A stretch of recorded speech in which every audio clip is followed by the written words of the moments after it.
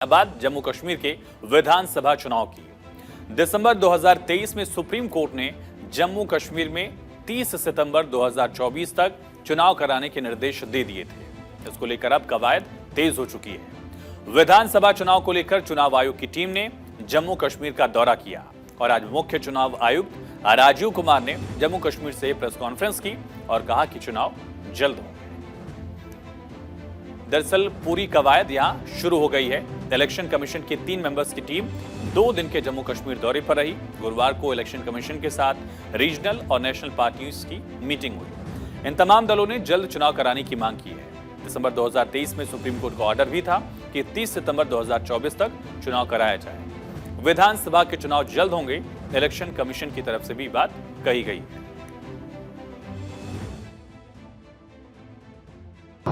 We are committed to conduct elections at the earliest. We are sure people of J&K will give a befitting response to disruptive forces. और आप लोगों का जो उमंग, उत्साह और उम्मीद के साथ अपनी भागीदारी जब भी चुनाव डिक्लेयर होंगे उस समय में करेंगे। With full commitment and resolve that nothing will be allowed to disrupt the election. नहीं तो ये तो चिकन एंड एग सिचुएशन हो जाएगी।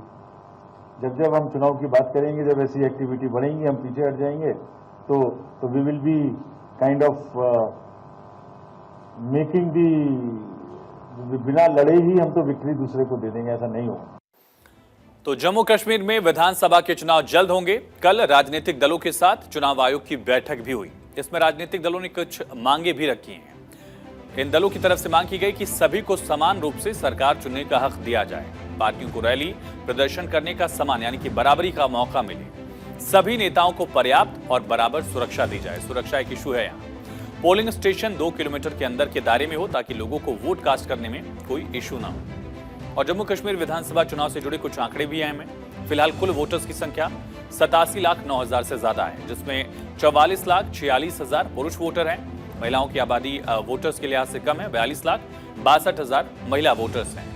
11,838 कुल पोलिंग स्टेशन हैं और फिलहाल 90 विधानसभा सीटें जहां वोट कास्ट किया जाएगा, उनमें से 16 आरक्षित हैं। 7 शेड्यूल कास्ट के लिए यानी जनजातीय समुदाय के लिए, 9 सीटें एसटी के लिए दरअसल आरक्षित हैं। जम्मू कश्मीर के पूर्व मुख्यमंत्री उमर अब्दुल्ला ने कहा कि उम्मीद है कि जल्द ही चुनाव प्रोसेस शुरू होगा, नोटिफिकेशन जारी होगा।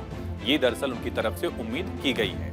वहीं पीडीपी नेता इल्तिजा मुफ्ती ने कहा कि पॉलिटिकल पार्टी चुनाव करवाने के लिए आयोग पर दबाव डाल रही हैं, लेकिन सिक्योरिटी एजेंसी और लोकल एडमिनिस्ट्रेशन जम्मू कश्मीर में विधानसभा चुनाव कराने को लेकर संदेह यानी कि आशंकित हो सकता है। ये पीडीपी का पक्ष था। जम्मू कश्मीर बीजेपी नेता आरिफ पठानिया ने कहा कि हमने चुनाव आयोग से जल्द चुनाव कराने को कहा है। भाजपा भी चाहती है कि राज्य में चुनाव सुप्रीम कोर्ट की तय सीमा के भीतर ही हो। पठानिया ने कहा कि दावा किया दरअसल कि राज्य में नेशनल कॉन्फ्रेंस, पीडीपी और कांग्रेस इनका 70 साल का राज खत्म होगा और लोग बीजेपी को वोट करेंगे।